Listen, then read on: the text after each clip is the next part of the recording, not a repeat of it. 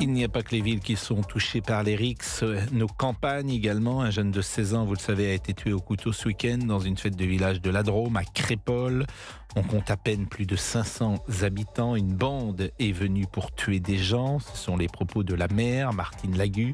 Dans le Dauphiné libéré, environ 350 personnes participaient à un bal et un groupe d'au moins une dizaine de personnes s'est rendu dans la commune et a voulu entrer dans la salle des fêtes. Peut-être un compte à régler avec quelqu'un présent à la soirée. C'est assez pour le moment mystérieux.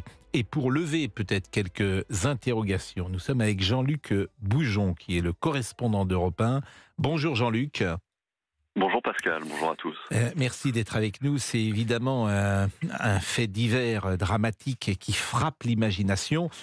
D'abord, est-ce qu'on sait qui sont ces jeunes qui sont venus? Ça s'est passé dans la nuit de samedi à dimanche. Quelle heure était-il et pourquoi sont-ils venus? Alors, ça s'est passé vers 2 heures du matin, alors que le bal était en train de finir. C'était un bal, c'était pas un bal populaire, un bal public où tout le monde peut venir. C'était un bal privé, une soirée organisée par le comité des fêtes du village. Donc, c'est plutôt les jeunes des alentours qui étaient conviés. Il fallait réserver sa place. Il y avait des préinscriptions. Donc, ne venait pas qui voulait. Donc, les jeunes qui sont arrivés, la bande de jeunes sur le coup des 2 heures du matin, ils n'étaient pas invités. Ils n'avaient pas pris leur invitation. Ils sont pas venus à l'évidence pour faire la fête ni pour danser. Ils sont arrivés à quelques voitures, une dizaine, une quinzaine de personnes de jeunes, et apparemment, ils avaient un compte à régler. Ça, c'est ce que nous dit le procureur de Valence.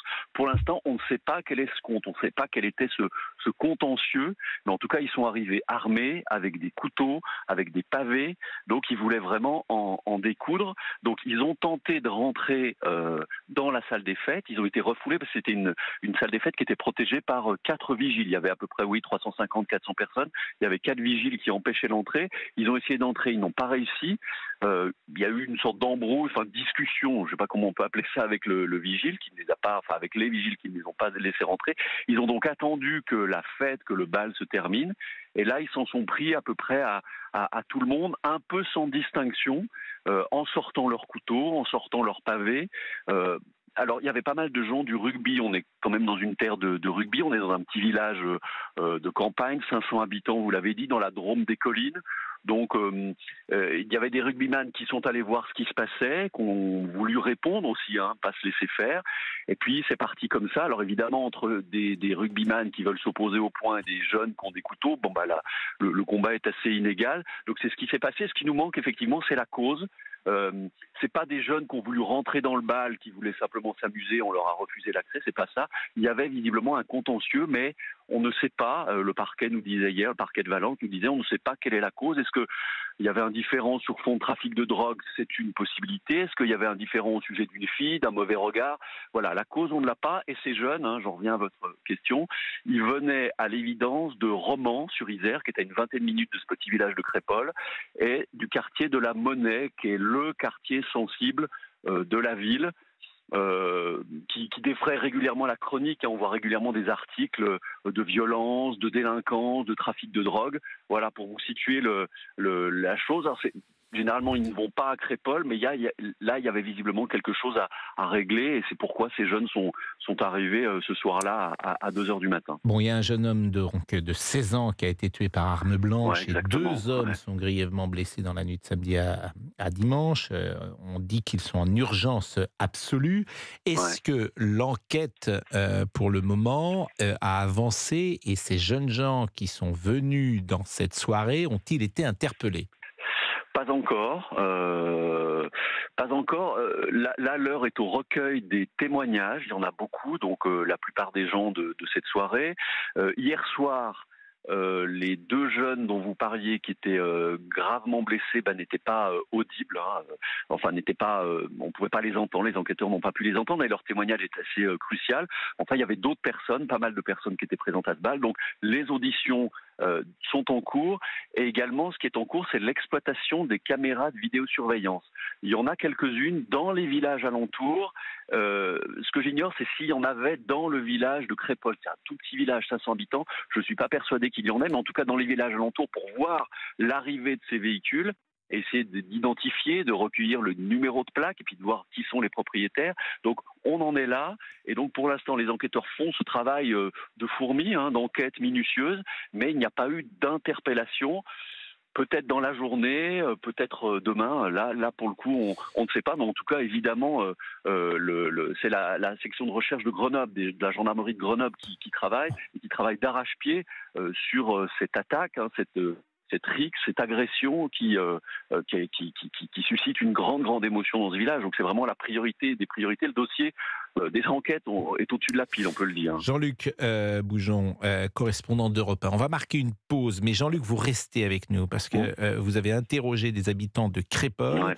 Votre témoignage, évidemment, est extrêmement important ce matin. C'est quand même effrayant ce qui se passe parfois dans notre pays. Je rappelle qu'un jeune homme de 16 ans est mort parce qu'il faisait la fête avec ses amis, mort, tué par un coup de couteau à 2h du matin avec des jeunes qui ont fait une attaque sauvage dans une fête, et on ne sait même pas pourquoi. C'est l'ensauvagement de la société.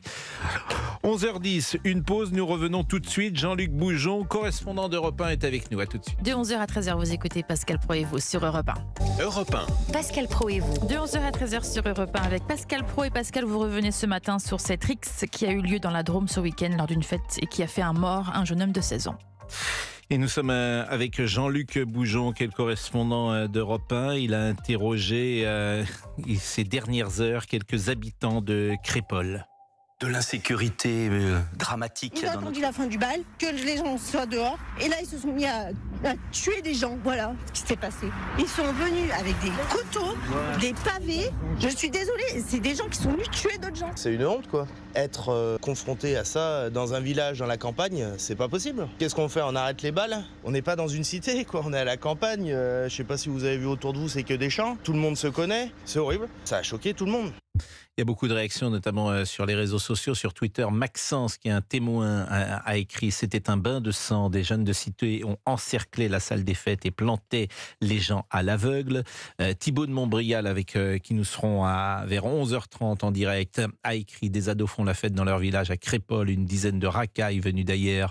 Une cité de Valence débarque. Bilan, un ado tué, 15 blessés dont 2 graves. Chacun doit mesurer les conséquences à venir de cet insupportable.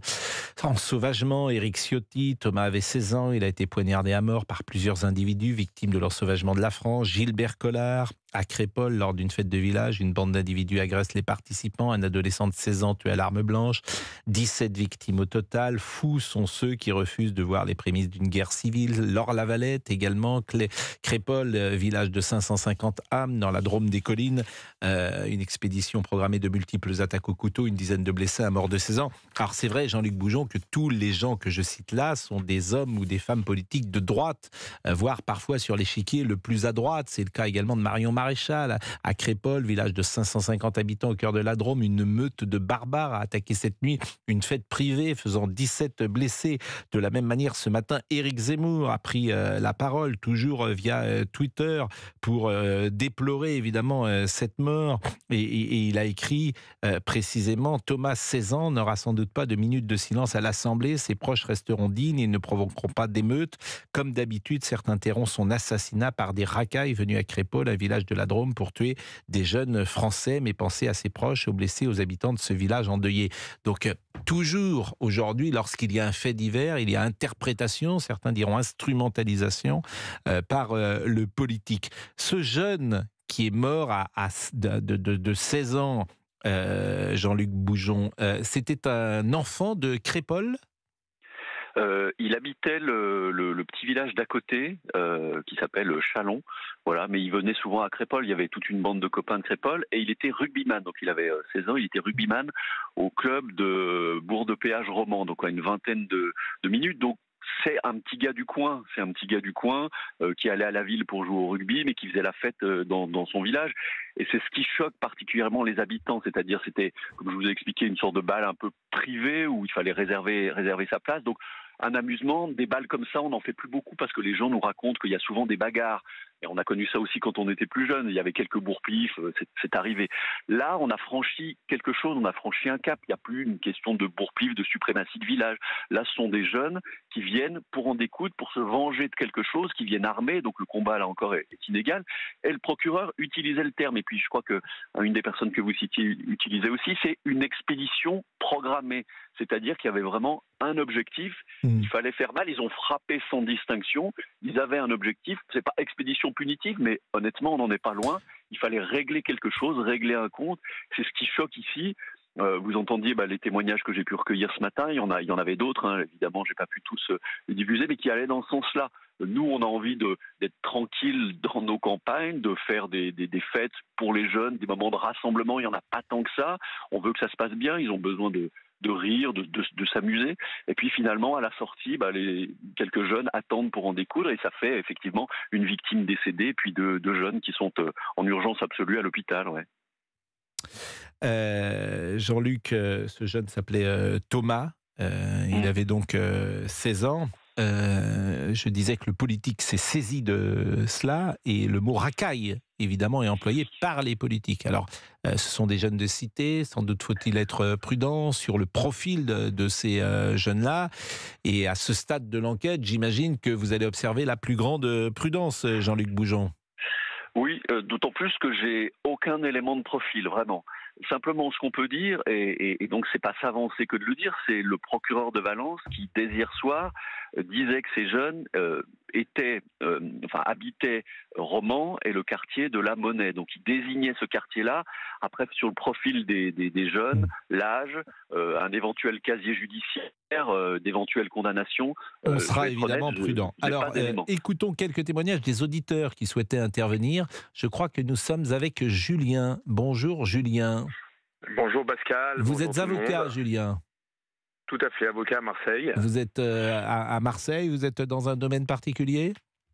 Alors, je suis beaucoup dans le pénal, donc je vois justement passer beaucoup de dossiers. Je veux pas dire de ce style, parce qu'on n'est pas quand même si on a énormément, bien évidemment, des expéditions punitives, des expéditions, on va dire, sanglantes, malgré tout, on en a quand même assez peu qui se transforment, on va dire, en meurtre, à part, bien évidemment, tout ce qu'on entend à la télé sur le trafic de stupéfiants, mais là, c'est vraiment pas le sujet. Mais je voulais vraiment réagir parce que c'est quelque chose qui est latent, qui est évident, quand on voit de toute façon un manque d'autorité de l'État. Donc peu importe, je ne parle même pas de droite-gauche, je parle de quelque chose vraiment qui est habituel en France. Il n'y a rien d'étonnant. Et là, je pèse mes mots, il n'y a rien d'étonnant. Quand on entend de toute façon que le président ne peut pas se présenter à une manifestation antisémite et qu'il va demander à, je crois, Yacine Bellatar pour savoir exactement, alors c'est ce qu'on entend dans la presse, mais il n'y a pas eu véritablement de démenti franc là-dessus, pour savoir exactement comment va être perçue justement cette présentation à une manifestation antisémite, ou alors quand on entend que l'imam de Beaucaire qui appelle au meurtre, donc là c'est quelque chose d'évident. D'accord. Quand quelqu'un appelle au meurtre en nommant le Coran, qui va évidemment entraîner, en tout cas on n'espère pas, mais qui a des risques forts d'entraînement à des esprits faibles de passage à l'acte, et que cet imam prend 8 mois, je ne sais pas si vous imaginez ce que ça veut dire, 8 mois avec sursis. Alors que je suis d'accord avec vous, mais si vous me permettez, tous ces sujets n'ont pas forcément de rapport les uns avec les autres. Alors, je pense que oui. Je pense que oui, parce que c'est quelque chose qui est latent, c'est un manque absolu d'autorité. Oui, c'est un manque sans doute de sanctions. On marque une pause à 11h20. On marque une pause, nous sommes avec Julien. Je remercie Jean-Luc Boujon, notre correspondant d'Europe 1, qu'on écoutera, j'imagine, plus longuement, peut-être encore ces prochaines heures, notamment avec Céline Géraud. Merci beaucoup Jean-Luc Boujon. Merci Pascal, oui, à 13h, c'est prévu. Et aujourd'hui, j'imagine qu'il y a peut-être des points d'information avec le procureur, des conférences de presse, quelque chose qui va être donné comme information aux journalistes? Pour l'instant, ce n'est pas annoncé, mais c'est vrai que si on a un coup de filet, si on a des arrestations, je pense que ça pourrait se précipiter, oui. Merci beaucoup Jean-Luc Boujon. La pause, nous revenons dans une seconde. Europe 1, Pascal Praud. Et avec Pascal Praud, de 11h à 13h, vous réagissez, témoignez au 01 80 20 39 21, Pascal. Julien est parti, peut-être, qui était l'avocat de Marseille. Bonjour, je ne vous ai même pas dit bonjour, monsieur Bonjour Olivier Guénec. Vous allez bien? Oui, bonjour, excusez-moi, je vous entendais pas. Non, je vous demandais si vous Non, alliez mais bien. j'ai oublié de vous mettre dans mes oreilles. Oui, bonjour. Oui, dites-moi. C'est une formule. Ah oui, c'est maladroit, ça. C'est très maladroit. Non, mais j'ai dit c'est bizarre, je l'entends pas. Et puis, quand on n'entend pas Pascal Praud. Bonjour à Fabrice Lafitte. Bonjour qui Pascal, est là. bonjour à tous. Sujet extrêmement grave que nous traitons, ce jeune homme Thomas de 16 ans qui a été tué par arme blanche. 2 hommes grièvement blessés dans la nuit de samedi à dimanche lors d'une rixe en marge d'une fête dans un village de la Drôme. Nous sommes avec Mickaël. Bonjour Mickaël, vous nous appelez d'où? Oui, bonjour, je vous appelle de Saint-Albandé en Ardèche. Et je voulais expliquer que l'année dernière, à peu près à la même époque, à un match de foot à Roiffieux exactement, dans le Nord Ardèche à côté d'Annonay, il est arrivé la même chose. Des gens se sont venus se venger, qui venaient des banlieues d'Annonay, sur un petit village de 2500 habitants. On fonçait sur la foule avec des voitures lors d'un match de foot. Heureusement, il n'y a pas eu de blessés graves, mais il y a eu des coups de poing, des battes de baseball. Et voilà. En fait, le problème qu'on a dans les banlieues, on l'a déplacé dans nos petits villages. Et moi, j'étais allé alerter le maire après ces incidents. Et c'est le pas de vague. On ne veut pas voir la réalité en face de ce qui se passe aujourd'hui dans notre pays. Vous habitez, vous, dans un petit village? Oui, moi, c'est un petit village, Saint-Albandé. C'est le village à côté de Roiffieux. Comment ça s'appelle? Saint-Albandé. Saint-Albandé, d'accord. Voilà. Et c'est combien de personnes? C'est à côté d'Annonay. Ouais. Saint-Albandé, c'est 1200 habitants. Roiffieux, c'est 2500 habitants. C'est à côté de la ville d'Annonay de 15-16 000 habitants. C'était la ville de maire, c'était monsieur Olivier Dussopt, qui est aujourd'hui ministre. Donc voilà, et en fait il y a des gros soucis dans les banlieues, mais le pas de vague, on veut pas faire de bruit, et donc voilà, quand vous alertez, on vous traite de facho en fait, voilà. C'est ce qui m'intéresse, moi, c'est votre témoignage, la vie que vous avez à Saint-Albandé. Est-ce que il y a des échauffourées, est-ce qu'il y a de la violence, est-ce que vous-même, par exemple, vous avez été prise à partie ces derniers temps? Nous, Saint-Albandé, on a été plus au calme. Par contre, le petit village de Roiffieux, les jeunes ont eu des soucis sur Annonay, et la boucherie a été vandalisée. Qu'on voyait jamais ça nous auparavant. Donc du coup, on a fait une marche où on était 500 personnes à peu près à défiler pour dire non à la violence dans nos petits villages. Nous voulons vivre paisiblement dans nos villages comme autrefois. Mais voilà, on a du mal à ce que les médias nous entendent. C'est toujours le même souci dans notre pays, c'est le pas de vague. Il faut pas faire de vague. On veut pas heurter en fait les banlieues, donc on essaye de minimiser toutes les choses. Donc après, là, malheureusement, pour ce pauvre jeune homme, il en a perdu la vie. Donc on va en parler, mais on va en parler peut-être 2-3 jours, et puis après, on va retomber dans le silence. Alors, je le dis pour ceux que ça intéresse, c'est Saint-Albandais, c'est Saint-Alban, D''A-Y. Je suis pas sûr que tout le monde connaisse cette petite commune. Vous êtes né, par exemple, à Saint-Albandais?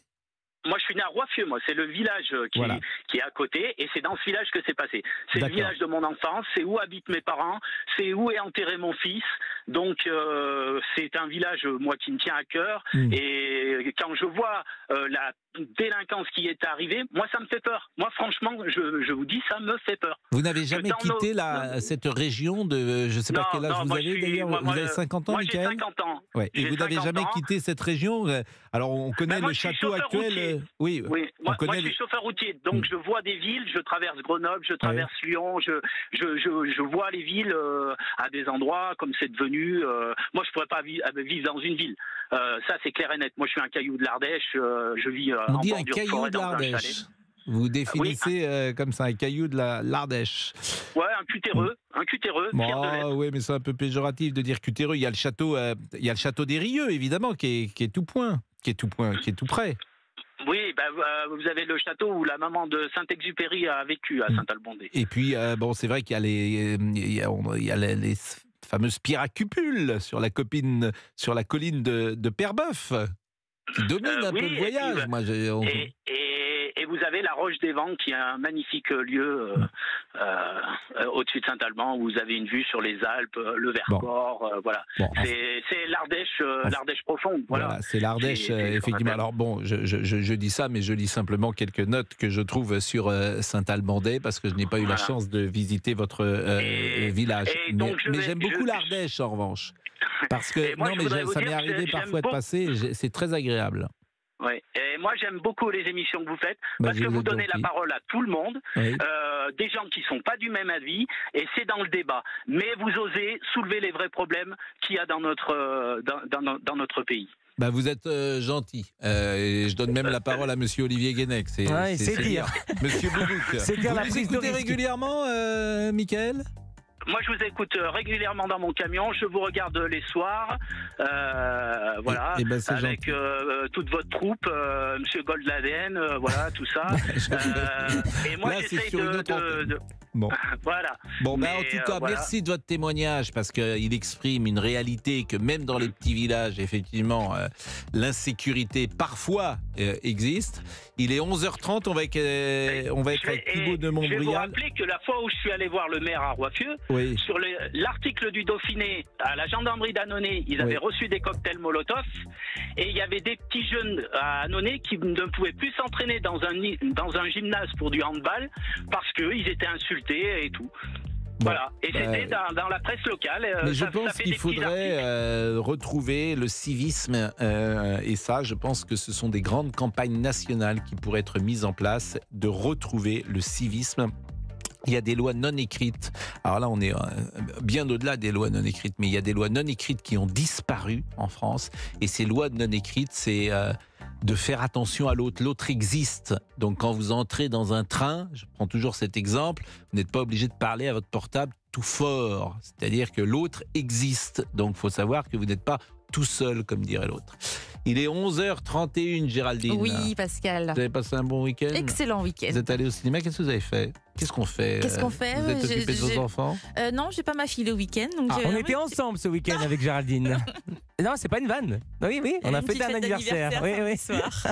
On vous racontera. Mais moi, je suis même pas invité. Ah non, vous n'étiez pas invité. Non, c'est sûr. Oui. Vous faites des fêtes d'anniversaire et moi, je suis exclu. Il y avait même Florian Carassou-Milan, qui était là, bien sûr.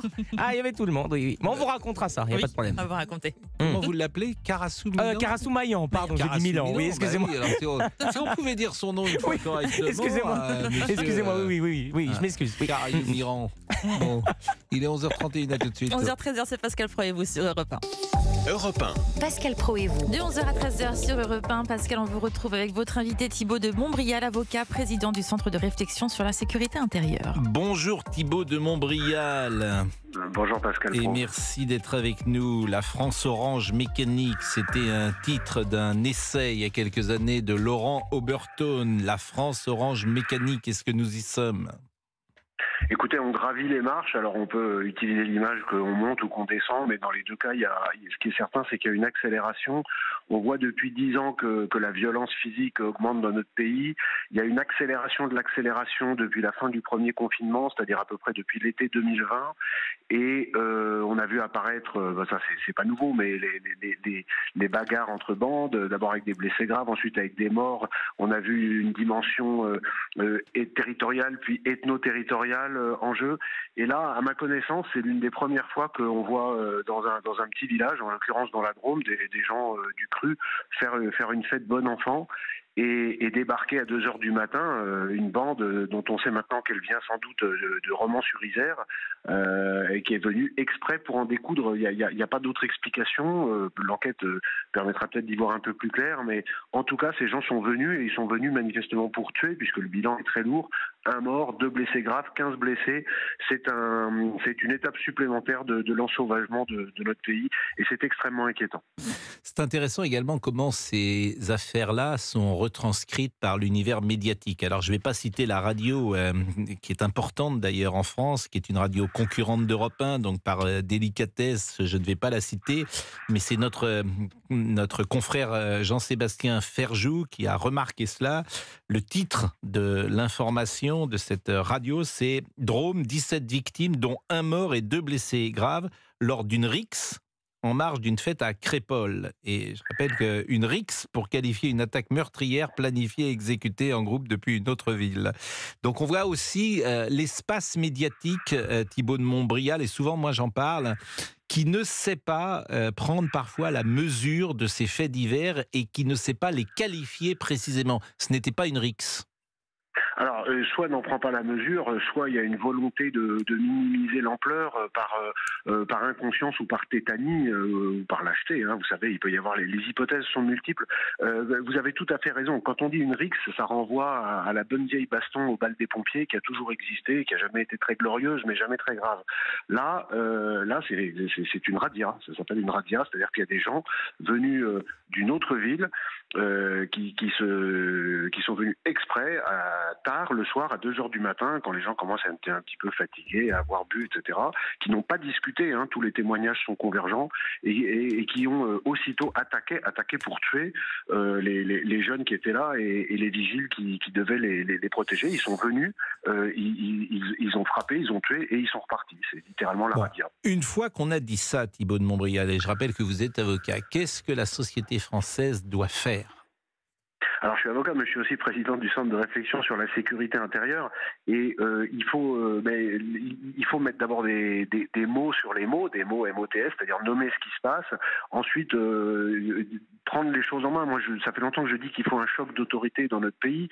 Ce choc d'autorité, il passe par une réforme totale de notre politique migratoire, parce que, évidemment, il faut être prudent avant les résultats de l'enquête, mais il n'est pas complètement exclu que, compte tenu du quartier d'où viennent ces jeunes, il y a une dimension migratoire au moins partielle dans les données de l'équation.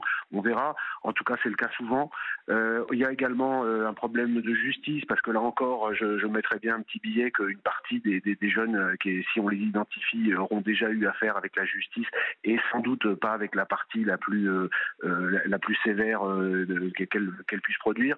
Donc il faut à tous les niveaux de notre société un choc d'autorité. Mais vous savez, c'est urgent, parce que si ça n'arrive pas, ce qui va se passer, et moi je lis, je reçois des messages et puis je lis les commentaires notamment sur les réseaux sociaux, c'est que dans les prochaines fêtes de village, il va y avoir des gens locaux qui vont venir avec des armes au cas où, et qui vont venir avec des armes pour se protéger, pour se substituer à la carence de la puissance publique. Et c'est pas une accusation. La puissance publique peut pas mettre une voiture de gendarmerie devant chaque fête de village. Mais il se trouve que quand il y a une fête de village, d'un petit village, un samedi soir, les gendarmes ne peuvent pas être dans tous les villages en même temps. Et donc, ce qui se passe, c'est que s'il n'y a pas une reprise en main, mais drastique, visible, avec un message politique à la fois verbal et ensuite des actes, les gens vont finir par s'organiser eux-mêmes. Vous savez, j'avais été frappé, Pascal Praud, par le fait que, au moment des émeutes, à la fin juin, début juillet, pour la première fois, on n'en a pas beaucoup parlé dans la presse, on a parlé d'un ou deux exemples, mais plus liés à des villes militaires. Mais pour la première fois, il y a des tas de petits quartiers en France, parfois simplement une barre d'immeubles, où les gens ont commencé à s'organiser pour protéger leurs biens, protéger leurs voitures, leur outil de travail, etc. Et il ne faudrait pas que l'affaiblissement constant de l'État amène à ce que chacun finisse par se dire qu'on est mieux organisé entre soi qu'en faisant confiance aux institutions de l'État. Merci beaucoup Thibaut de Montbrial, merci de ce témoignage. Nous allons refermer ce dossier dramatique, je vous le rappelle, puisque un jeune homme de 16 ans, Thomas, a été tué par arme blanche. 2 hommes grièvement blessés dans la nuit de samedi à dimanche lors d'un événement dramatique qui s'est passé dans un village de la Drôme.